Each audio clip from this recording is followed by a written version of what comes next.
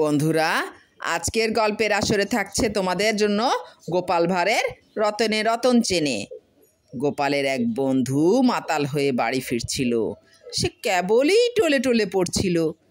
এই অবস্থা দেখে গোপাল তার গলা জড়িয়ে ধরে নিয়ে যাচ্ছিল। একটি লোক তার ওই অবস্থা দেখে বলল, রতনে রতন চেনে, যেমন গোপাল তেমনি মাতাল। গোপালকে কিছু বলে আজ পর্যন্ত কেহই রেহাই পায়নি। সে সঙ্গে সঙ্গে লোকটিকে বলল, ঠিক বলেছেন মশাই, রতনে রতন চেনে আর সুর চেনে কচু। লোকটি একটি কচু হাতে করে নিয়ে বাড়ি যাচ্ছিল। গল্প নাম্বার ২, সবচেয়ে বড় শব্দ। মহারাজ কৃষ্ণচন্দ্র একদিন তার সভায় উপস্থিত সকলকে জিজ্ঞাসা করলেন, আরবি ফার্সিতে সবচেয়ে বড় শব্দ কি? কে বলতে পারবে? এমন কঠিন প্রশ্নের উত্তর কেউ দিতে না পারায় সকলেই চুপ করে রইল।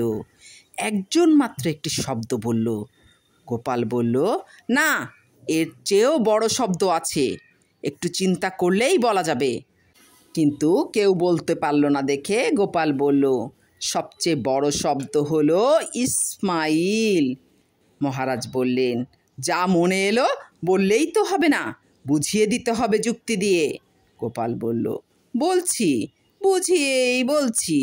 এত বড় শব্দ কোথায় পাবেন? চিন্তা করে দেখুন, শব্দটার ভেতর পুরো 1 মাইল আছে। সকলে গোপালের যুক্তি শুনে একেবারে থ। গল্প নাম্বার ৩, পার্থক্য। মহারাজ কৃষ্ণচন্দ্র রাজসভায় বসে আছেন। অন্যদিনকার মতো গোপাল তার পাশে এসে বসেছে। মহারাজ বললেন, জানো আমি কে? আমাকে তোমার মান্য করা উচিত, কিন্তু তুমি তা করো না। তোমাতে আর আমাতে কত পার্থক্য জানো? গোপাল চট করে নিজের ও মহারাজের আসনের মাঝের দূরত্বটা মেপে বলল, জানি মহারাজ, মাত্র 2 হাত। গল্প নাম্বার ৪, রস গড়িয়ে পড়বে। মহারাজ কৃষ্ণচন্দ্রের সংস্কৃতিবান হিসাবে খুব নাম ডাক ছিল। তার ওই বিশেষ অনুরোধে রায় গুণাকর ভারতচন্দ্র বিদ্যাসুন্দর লিখেছিলেন। এই বইখানি পণ্ডিত সমাজে একসময় খুবই নিন্দনীয় ছিল, কিন্তু কৃষ্ণচন্দ্রের রাজসভায় মাঝে মাঝে ভারতচন্দ্র বইখানি থেকে পড়ে মহারাজ এবং তার সভাসদদের শুনিয়ে তাদের প্রচুর আনন্দ দিতেন। এমনই একদিন ভারতচন্দ্র বিদ্যাসুন্দর বইখানি একটু কাত করে পড়েছিলেন। গোপালের চোখ, কান এবং মস্তিষ্ক সবসময় ভীষণ সজাগ থাকে। সে বলল, কবি, ওভাবে কাত করবেন না, সব রস কিন্তু গড়িয়ে পড়বে। গোপালের এই কথায় সভায় উপস্থিত সকলে হো হো করে হেসে উঠলেন।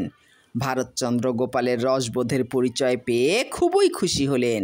তিনি মহারাজকে বললেন, মহারাজ, আপনি একটি অমূল্য রত্ন পেয়েছেন, এর কোনো জুড়ি নেই। গল্প নাম্বার ৫, আবার কবে পূর্বে।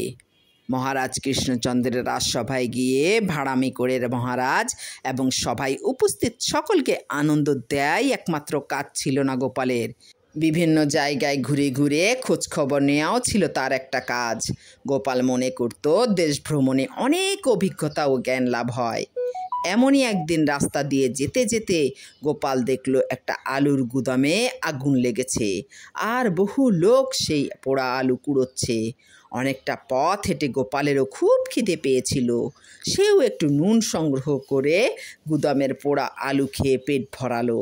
যাওয়ার সময় গুদামের মালিককে জিজ্ঞাসা করলো, মহাশয়, আলুর গুদাম আবার কবে পুড়বে?